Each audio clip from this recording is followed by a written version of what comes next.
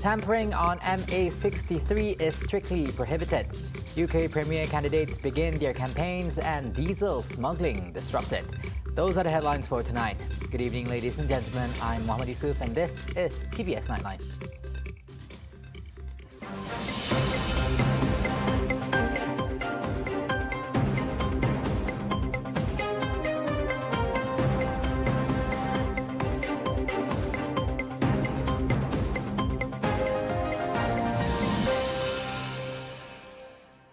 Let us begin with the top story. It was a timely message by the Premier of Sarawak to strongly oppose those who intend to tamper with the initial Malaysia Agreement 1963 during the celebration of Sarawak Day.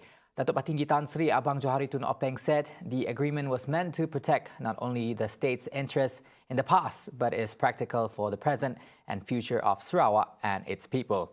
Any changes would nullify all the rights, not only for Sarawak, but Sabah as well. For instance, our rights as embodied in the Oil Mining Ordinance 1958, or more 1958, obviously existed before 1963, was never repeated, and shall always be enforced, and thus giving us the power over our onshore petroleum resources. Since many of Sarawak's rights have been eroded over the past decades, Abang Johari hopes the federal government will honor the agreement by hastening the process of returning it back, not just to benefit Sarawak, but for the betterment of the whole country. What our Sarawak leaders had included then as provision in the agreement as part of Malaysia were what they considered as necessary to protect the rights and interests of Sarawak and its people during their time, during our time, and after our time. The only thing left to do is for the federal government to fully honor the agreement of the founding fathers of this nation in the spirit of Keluarga Malaysia and not drag its feet. Additionally, Abang Johari said Sarawak is at the forefront in developing a cleaner energy, competing against other developing and developed countries. The race for the top job in the United Kingdom as the country's Prime Minister intensifies with two candidates remaining. Rishi Sunak, UK's former Chancellor of the Exchequer, and Foreign Secretary Liz Truss are currently at the forefront of the race. The winner is slated to be announced on September 5th. During his first campaign speech, Sunak spoke about not just being the agent of change, but a person that carries hope for the nation. And if our challenges are great, then our answers must be too. We have national emergencies that must be dealt with, and we have to tell the truth. We have to tell the truth about our NHS. We have to tell the truth about immigration, because our system is still not working. It is simply unacceptable to have the current situation where criminal gangs are still trafficking illegal immigrants to this country, exploiting loopholes in the legal system and, yes, our compassion. This leadership election will touch on many issues, and I will travel the length and breadth of our country to hear our members and tell them about my vision and how we need to change. On Truss' end, she said it was not time for business as usual during her campaign to succeed Boris Johnson, and the UK's current economic policy is obsolete.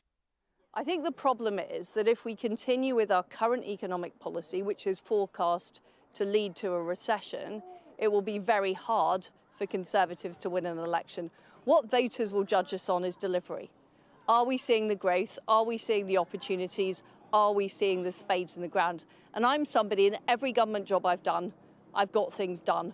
Whether it's at the Foreign Office with our tough sanctions regime on Russia, whether it's at trade with the trade deals with Japan and Australia, I'm somebody who pushes through, gets things sorted out and gets things done. That's why I want to be Prime Minister. This is a critical time for our country. We need bold action. We are in economic difficulty. The whole world is in economic difficulty. It's not time for business as usual. According to a YouGov poll of Conservative Party members published on Thursday, July 21st, Truss is leading Sunak by 24 points. A man's attempt to smuggle 6,000 litres of diesel with a value of around 82,000 ringgit has been disrupted by the Marine Police Force MPF on Friday. Cebu District Police Chief Zulkifli Suhaili said the suspect was apprehended in a contraband operation at Jalan Teng Chin Hua around 9 a.m. He said the suspect drove a modified vehicle to execute the offence, and from police investigation, it was found that the lorry was carrying diesel believed to be illegally attained. The arrest and the confiscation of the oil will be handed over to the Ministry of Domestic Trade and Consumer Affairs in Cebu for further action.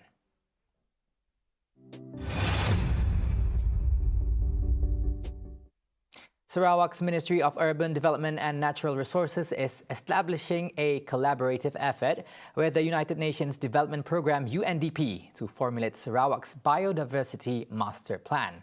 The plan is already at the implementation stage, according to Sarawak Deputy Premier Dato' Amar Awang Tengah Ali Hassan, who also revealed that a state urban development policy is currently being evaluated. The collaboration with UNDP, Tengah disclosed, will empower the current state urban renewal implementation guidelines so that it will be in tandem with Sarawak Post-COVID-19 Development Strategy, PCDS 2030, as well as the new urban agenda, UN Habitat, at the international level. Additionally, Awang Tengah is also pursuing UNESCO's recognition for the Mulu National Park and Nia National Park to be listed as UNESCO World Heritage Sites. So far, the Sarawak Delta Geopark has been given recognition by UNESCO and listed as a global geopark. Awang Tengah made this statement via his office on Saturday, July 23rd, after he attended a briefing and technical discussion with the director of New York City's Department of City Planning, Climate and Sustainability, Michael Morella. During the briefing, Morella shared their knowledge, experiences, guidelines, and policies in city governance. It encompassed aspects of planning and land use zoning, including for coastal areas, waterfronts, and urban renewal, which have been implemented across New York. Awang Tengah, who is also the second Minister of Natural Resources and Urban Development, said the ministry will be using New York's waterfront plan and the Uniform Land Use Review Procedure, ULURP, for the preparation of guidelines and policies for coastal development and urban renewal in Sarawak to be in line with the international standards of sustainable urban development. Now, technological advancement in medicines has enabled people to choose the medicines that are available in different forms. For instance, painkillers could be administered in the form of liquid or capsule. Similarly, advancement can be seen in treating COVID-19, where vaccines are now found in capsules in less than 2 years. Will this be the answer to solve those who have refused their vaccination jabs? Dr. Gerald Sim, a medical officer for the National COVID-19 Immunization in Bau District, has the insights. Okay, so oral anti-COVID treatment, we must understand that the current the treatment available now is actually called Paxlovid, which is a combination of two antiviral drugs. Okay, remember it is an antiviral drug because COVID-19 is a virus. Prior to Paxlovid being introduced into Malaysia itself, the studies was done, and the main aim of Paxlovid is actually to reduce the viral load in your body. Once you are infected by COVID, there will be virus in your body. So what happens? It starts to breed. There'll be more and more virus. So when you introduce Paxlovid, when you take Paxlovid, what it does is it will break this chain off. It will prevent the Paxlovid from replicating to reduce the amount. And as high as 88 to 95% reduction in hospitalization secondary to COVID-19. Within the treatment period, the patient may experience dysgeusia, a condition where the sense of taste is altered. However, the condition will not last as recovery will take place several days after the treatment is completed. I really hope that that we are able to produce our own as well, because that would be good news for us.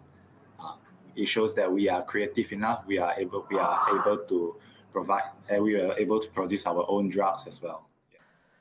At the same time, Dr. Gerald revealed that the remainder population of Malaysia who have not been vaccinated yet noted that the side effects remains a concern that could lead to their refusal of being vaccinated.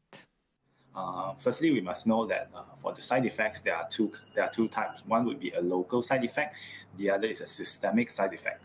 A local side effect would mean immediate effects that can be felt, such as if you weak, lethargy, pain, soreness over the injection site, fever. The more severe side effects would mean like anaphylaxis, which is a severe allergic reaction, which can actually lead to death if it's untreated, which is very rare. Global studies that have been done by CDC itself shows that risk of anaphylaxis is 5 in 1 million.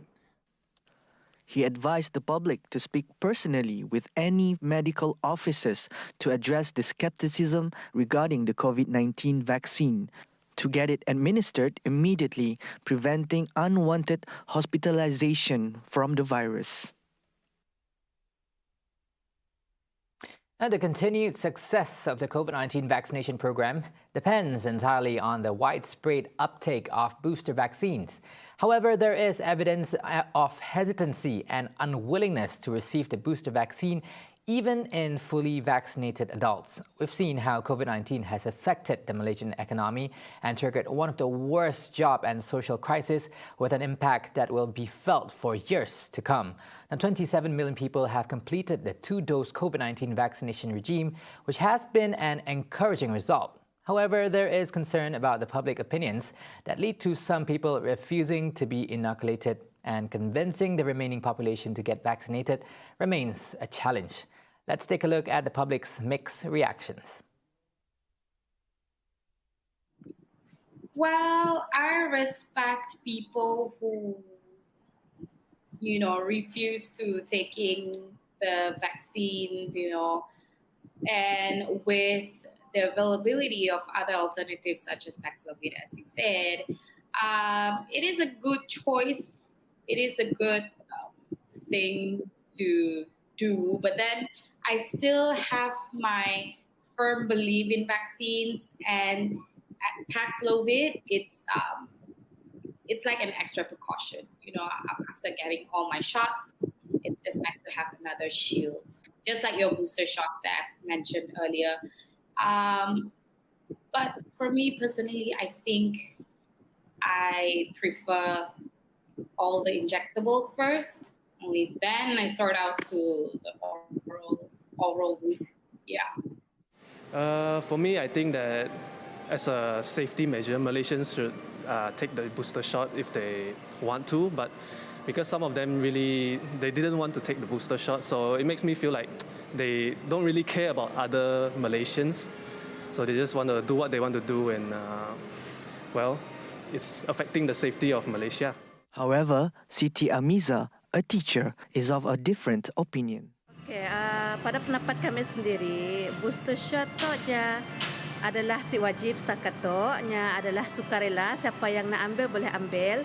Cuma bila ada segelongan orang yang mau ambil kita tidak dapat salahkan SIDA lah, sebab mungkin SIDA ada pengalaman SIDA sendirilah berkaitan dengan suntikan, utamanya booster tu lah.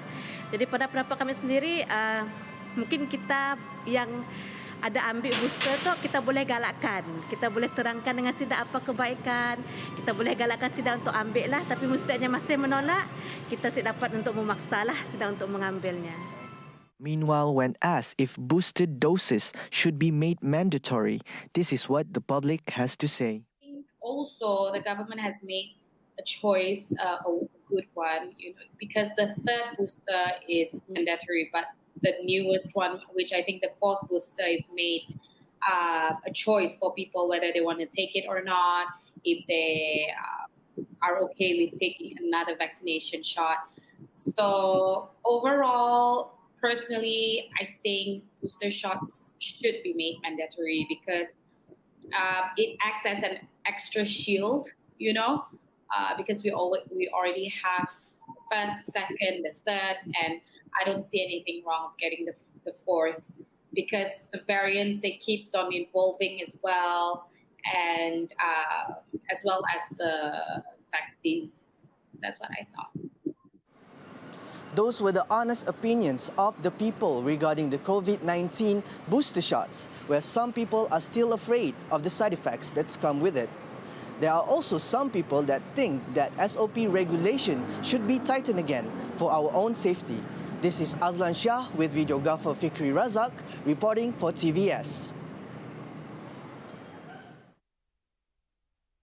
Coming up right after the break, protests in KL resumes, demanding prices of goods to be reduced. And Ukraine claimed that Russia is carrying out an obvious policy of genocide. Right here on TVS Nightline. Stay tuned.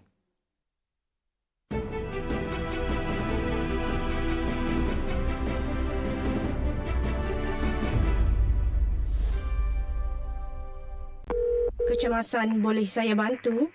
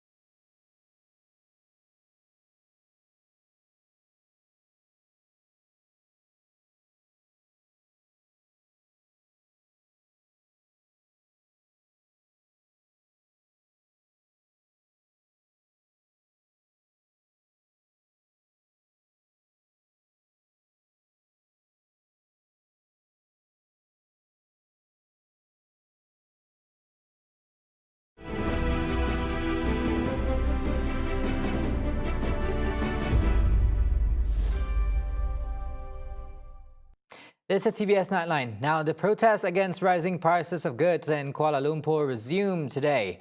More than 100 protesters attempted to march towards Dataran Pahlawan but were foiled as authorities blocked their movement near Jalan Tunku Abdul Rahman. The group that called themselves the Turun Movement today had a focused message directed at the increment of salary of the state's chief minister, along with state assemblymen and cabinet ministers by 40% in the midst of a global economic emergency, and demanded the government take immediate action on the rising price of essentials. A student from the International Islamic University Malaysia, UIAM, was quoted as saying the protests will not stop until their demands are met.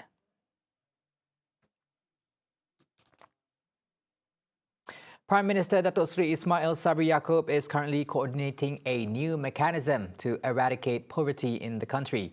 It will be implemented holistically and will involve both public and private agencies, as well as universities and non-governmental organizations, NGOs.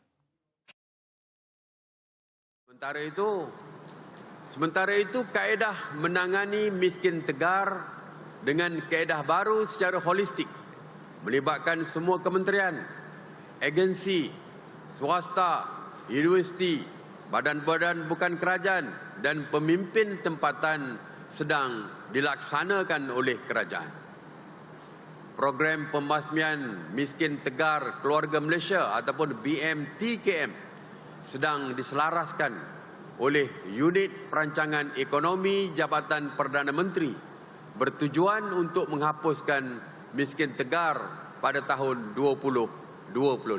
InsyaAllah. The government will also address the rate of poverty in Kelantan via an allocation of 124 million ringgit to 590,000 recipients of the Bantuan Keluarga Malaysia (BKM). To further spur Kelantan's economy, Ismail Sabri aims to establish Tok Bali as the centre for economic activities through special tax incentives and high-impact projects. These initiatives will incur about 2.3 billion ringgit of investment and will generate more than 4,200 job opportunities and 270 entrepreneurial breaks for locals.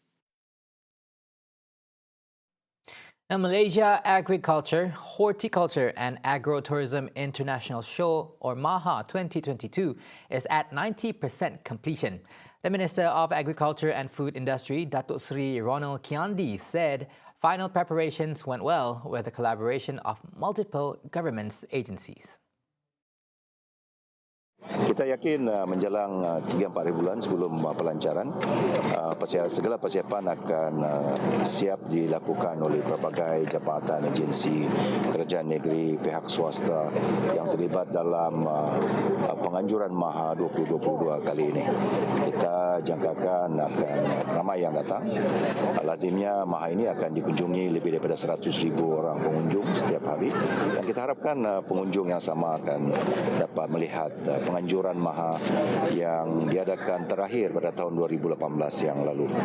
The minister also said that it can be a platform to introduce all sorts of new products in agriculture, including new technologies, especially in food securities, with marketing strategy and effective production. Dari segi pameran teknologi, tentu ada teknologi yang terkini. So, industri agro makanan merupakan satu industri yang dinamik. 4 tahun, penemuan 4 tahun dulu berubah. Tentu ada konten-konten, teknologi-teknologi yang lebih ke hadapan berbanding dengan penganjuran 4 tahun yang lalu. Plus di asas dan prinsip penganjuran MAHA dari segi teknologinya. Kerana kita tahu teknologi satu teknologi yang dinamik dan berubah mengikut keperluan dan waktu. MAHA 2022 will be held as a hybrid event from 4th till 14th of August this year at MIAPS with a theme of food securities for the future, with the aim of attracting 1.1 million visitors and generating over 250 million ringgit in sales.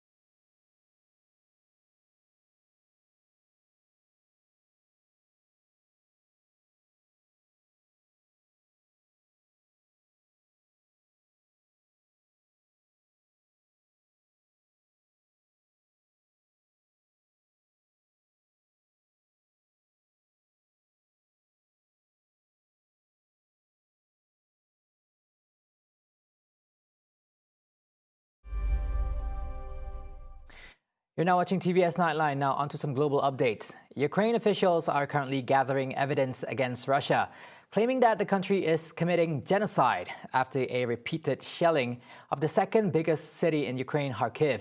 killing at least 7 civilians and wounding another 17. Witnesses from the city reported that they heard repeated explosions as the Russian forces tried to fortify positions in north of Kharkiv. Adding to that, the Russian military resumed its attack on Ukraine in just one day after the grain export deal has been signed in Istanbul. Всі матеріали, які будуть зібрані слідчими, будуть передані до прокуратури, до Служби безпеки України для подальшого їх використання щодо звинувачення Російської Федерації у геноциді проти мирного населення Харкова. Russian forces near Kharkiv had been pushed back to the border following a counteroffensive by Ukraine, but the country's officials said that Moscow appeared to have decided to hit back. Oleh Shnyehubov, Kharkiv governor, said that it is too early to relax as the Russians are again terrorizing the civilian population. Russian officials have yet to comment on the matter, though their military's social media feed has touted continued success in the Donbas region. Now, China continues to record a spike in COVID-19 infections, recording 128 new locally transmitted cases and 36 important ones. Local cases were reported in Gansu, Guangxi, Guangdong, Sichuan, Anhui, Chongqing, Shanghai, Jiangxi, Beijing, Henan, and Yunnan, while the imported cases were reported in 10 provincial-level regions, including Fujian, Guangdong, Tianjin, Shanghai, Sichuan, Chongqing, Beijing, Inner Mongolia, Shandong, and Shanxi. No new deaths and 3 additional suspected cases from overseas were reported on the day. And so far, the Chinese mainland has accumulated 20,318 imported cases, and among them, 19,784 has been discharged from the hospitals.